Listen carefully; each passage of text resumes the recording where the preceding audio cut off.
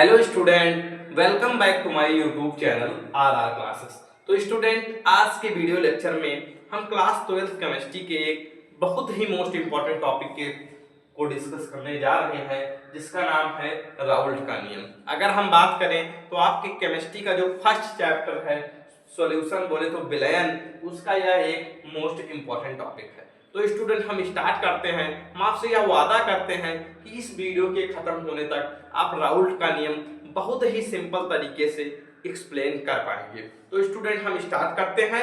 उससे पहले हम कैमरे को थोड़ा सा चेक कर रहे हैं कि वीडियो क्लियर है या नहीं। बिल्कुल क्लियर है वीडियो। हम स्टार्ट करते हैं। सबसे पहले हमने यहाँ पर स्टेटमेंट लिख रखा है राउल्ट के नियम का। तो स्टेटमेंट पहले हम एक बार पढ़ते हैं कि इस नियम के अनुसार, यानी कि राउल्ट के नियम के अनुसार, जब किसी विलायक में कोई अवाष्पशील वैद्युत अनअपघट्य पदार्थ खोला जाता है तो विलयन के वाष्पदाब का अपेक्षित अवनमन विलय के मोल अंश के बराबर होता है। इसमें यह कहा गया है कि अगर हम किसी विलायक में कोई अवाष्पशील वैद्युत अनअपघट्य पदार्थ खोलते हैं तो उसके विलयन के वाष्पदाब का अपेक्षित अवनमन विलय के मूल अंश के बराबर होता है। स्टूडेंट, हम एक एक चीजें बिल्कुल क्लियर करने वाले हैं। सबसे पहले आप यहाँ पर ध्यान दीजिए, यहाँ पर हमने कोई एक कंटेनर बोले तो एक पात्र ले रखा है और इस पात्र में हमने विलायक भर रखा है। विलायक के रूप में हम शुरू से H2O लेते आए हैं, तो हमने यहाँ पर विलायक के रूप में H2O भर रखा है। अब इसमें हम ऊपर से कोई अवाष्पशील वैद्युत अमान अपघट्य पदार्थ विलय के रूप में मिलाने जा रहे हैं। ठीक है, इतनी चीजें आपको क्लियर है। अब अवाष्पशील वैद्युत अपघट्य पदार्थ उन्हें कहते हैं कि ऐसा पदार्थ जिसके जलीय विलयन में वैद्युत धारा प्रवाहित नहीं होती है, उसे हम वैद्युत अनअपघट्य पदार्थ कहते हैं। तो हम देखो, तो यहाँ पर क्या है कि उसका वाष्पदाब का अपेक्षित अवनमन, तो वाष्पदाब के अपेक्षित अवनमन को हम P0 minus PS divide by P0 से दर्शाते हैं। किससे दर्शाते हैं?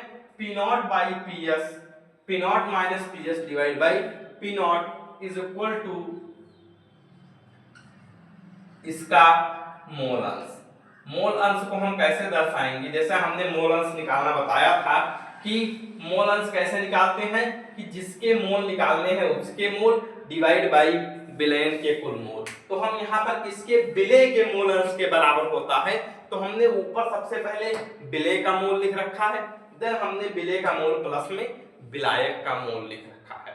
अब इसको हम थोड़ा सिंप्लीफाई करने वाले हैं। तो जैसा कि जब आपके बोर्ड एग्जाम में न्यूमेरिकल्स पूछे जाते हैं तो वो तनु विलयन के लिए पूछे जाते हैं। किस प्रकार के विलयन के लिए पूछे जाते हैं? तनु विलयन के लिए पूछे जाते हैं। तो हम यहाँ पर एक कंडीशन होती है, क्या होती है कि तनु विलयन के लिए ये जो बटे में हमने यहाँ पर n+n लिख रखा है स्टूडेंट, तनु विलयन के लिए हमारा ये जो n प्लस कैपिटल N बराबर कैपिटल N होता है। क्यों होता है वो चीजें हम आपको समझा दें कि मान लीजिए आपके पास अगर 1000 रुपए हैं और हमने 1 रुपए आपसे ले लिए, तो हाँ आप ये कह सकते हैं कि हाँ लगभग 1000 रुपए आपके पास हैं, यानी 1 रुपए लेने से उसमें ज्यादा फर्क नहीं पड़ेगा। तो यहाँ पर जो हमारा कैपिटल N है ये विलायक का वाष्पदाब है और आप जानते हैं कि किसी भी विलयन में जो विलायक होता है वो अधिक मात्रा में उपस्थित होता है और उसमें में से अगर हम विलय के वाष्पदाब को घटा भी दे रहे हैं तो कोई फर्क नहीं पड़ेगा। तो ये तनु विलयन के लिए हमारी एक कंडीशन है। तो अगर हम n प्लस कैपिटल N बराबर n रख देंगे तो क्या हो जाएगा?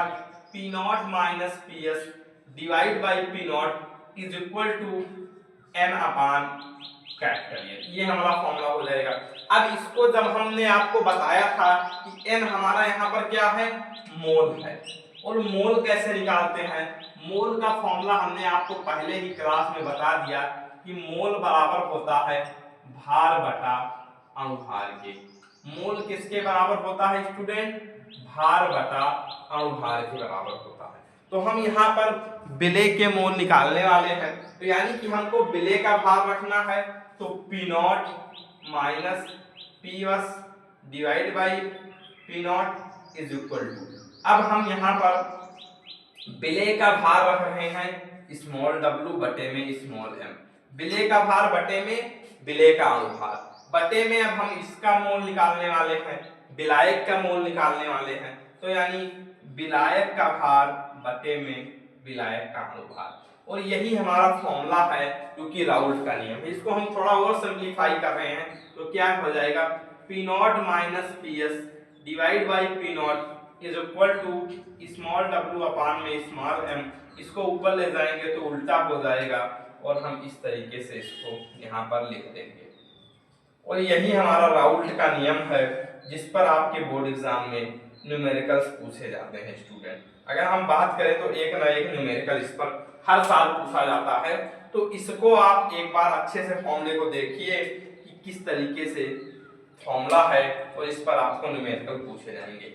अब न्यूमेरिकल करने के लिए आपको यह जरूरी है कि आपको इसके सारी चीजें पता होनी चाहिए। जैसे यहाँ पर क्या है, एक P नॉट बराबर क्या होता है, फिर यहाँ पर PS बराबर क्या होता है, उसके बाद स्मॉल w क्या होता है, स्मॉल m क्या होता है, कैपिटल W क्या होता है और कैपिटल M क्या होता है। ये सारी चीजें आपको जब पता होंगी तभी स्टूडेंट आप न्यूमेरिकल्स कर पाएंगे। तो P नॉट जो है यहाँ पर वो है शुद्ध विलायक का वास्ता। P नॉट क्या है हमारा, शुद्ध विलायक का वाष्प दाब है। हम एकदम सिंपल वे में एकदम धीरे धीरे पढ़ा रहे हैं ताकि चीजें आपको बिल्कुल क्लियर हो। शुद्ध विलायक का वाष्प दाब है, ये हमारा क्या है, PS क्या है हमारा, विलयन का वाष्प दाब। क्या हो जाएगा हमारा, विलयन का वाष्प दाब। उसके बाद स्मॉल w क्या है, विलेय का भार। स्मॉल w क्या है हमारा, विलेय का भार। और ये स्मॉल m क्या है, विलेय का अनुभार। इस कैपिटल W क्या है, विलायक का भार, और कैपिटल M हमारा हो जाएगा विलायक का अनुभार। तो स्टूडेंट ये आपको क्लियर हो गया होगा कि राउल्ट का नियम क्या होता है। सबसे पहले स्टेटमेंट हमने एकदम सिंपल तरीके से लिख रखा है कि इस नियम के अनुसार जब किसी विलायक में कोई अवाष्पशील वैद्युत अपघट्य पदार्थ मिलाते हैं या उसमें घोला जाता है तो विलयन क्या के वाष्प दाब का अपेक्षिक अवनमन विलेय के मोल अंश के बराबर होता है। फिर हमने यहाँ पर उसका वाष्प दाब लिखा, देन उसको मोल अंश के बराबर किया और ये फॉर्मूला आपको आ गया। अगर इस तरीके से क्वेश्चन पूछता है कि राउल्ट का नियम लिखिए और सूत्र का निगमन भी कीजिए तो इतना चीजें आप कर लेंगे, 3 नंबर का क्वेश्चन इस तरीके से पूछा जाता है। अब इसको आप एक बार स्क्रीनशॉट करिए, देन हम ये डिस्कस करते हैं कि राउल्ट के नियम की सीमाएं क्या होती हैं। स्टूडेंट आई होप कि आप अभी तक इसका स्क्रीनशॉट कर चुके होंगे। देन अब हम इसके सीमाओं के बारे में डिस्कस करने जा रहे हैं कि राउल्ट के नियम की सीमाएं क्या होती हैं। कभी कभी इस तरीके से क्वेश्चन पूछ लिया जाता है कि राउल्ट का नियम लिखिए, उसके सूत्र का निगमन और सीमाएं भी लिखिए।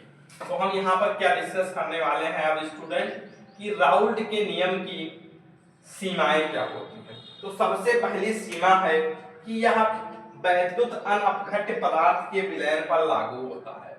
क्या है, यह वैद्युत अनअपघट्य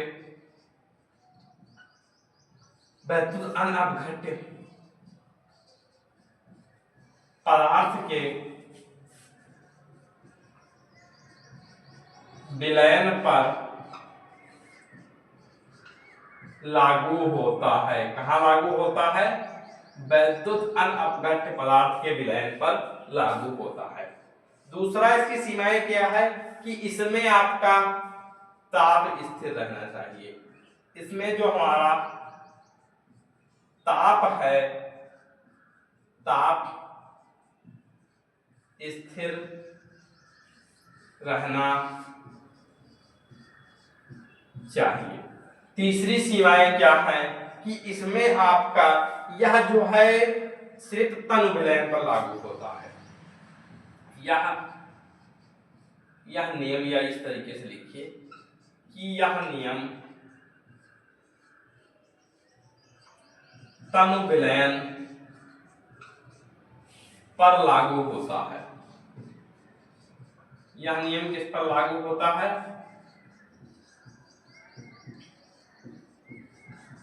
तनु विलयन पर लागू होता है।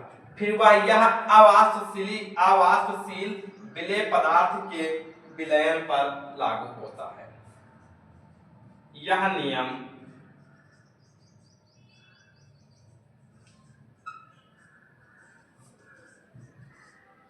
आवासशील विलेय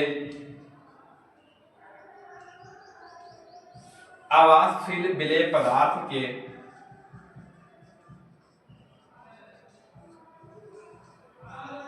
विलयन पर लागू होता है। तो स्टूडेंट, सबसे पहले हमने आपको यहाँ पर राउल्ट का नियम बताया कि राउल्ट का नियम क्या होता है। देन हमने उसके बाद राउल्ट के नियम के सूत्र का निगमन बताया कि राउल्ट के नियम के सूत्र का निगमन कैसे किया जाता है। उसके बाद फिर हमने इसकी सीमाएं बताई। अगर इस तरीके से क्वेश्चन आता है कि राउल्ट का नियम लिखिए, उसके सूत्र का निगमन और सीमाएं भी लिखें, तो स्टूडेंट ये 4 नंबर का क्वेश्चन बनता है। तो आई होप कि आपको यह टॉपिक अच्छे से क्लियर हो गया होगा। अगर आपको वीडियो समझ में आ गई है तो आप वीडियो को लाइक करिए, चैनल को सब्सक्राइब करिए, बेल आइकन को प्रेस करिए ताकि रोज आने वाले वीडियो की नोटिफिकेशन सबसे पहले आपके पास पहुंचे। मिलते हैं नेक्स्ट वीडियो में नेक्स्ट टॉपिक के साथ। तब तक के लिए बाय बाय, जय हिंद।